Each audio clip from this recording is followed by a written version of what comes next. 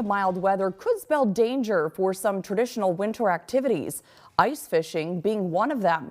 As Matt Mathias reports, the Coast Guard issuing a warning tonight for anyone hoping to get out on the ice this weekend when more seasonable winter temperatures return. Matt.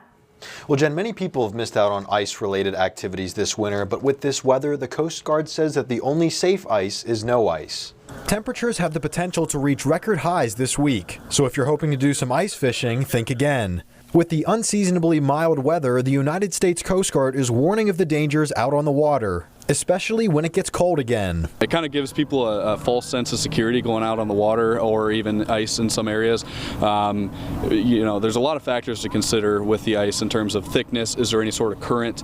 And are you prepared for an emergency? Petty Officer Taylor shared one example of an emergency this season caused by thin ice, this happening near a neighboring Great Lake. So essentially it was a ice flow that took 12 people and another 13 people, two separate situations, and they all floated out and they had to be rescued by 2 air stations and a Coast Guard station, Saginaw River up in Michigan. So what should you do if you find yourself falling through the ice on Lake Erie? Taylor says that people should keep in mind the 1-10-1 rule that applies to the body's response to cold water. If you find yourself in a situation where you fall through the ice, you have 1 minute to get your breathing under control because you have a cold water shock response. And then you have 10 minutes of meaningful movement. Your body will do something called peripheral vasoconstriction, where your blood is carried into the center core of your body to preserve vital organs. Therefore, you're going to lose that movement. And then you have 1 hour of consciousness and water temperatures, 40 degrees and below. And Taylor says if you're not wearing a life jacket, your chances of survival are significantly reduced.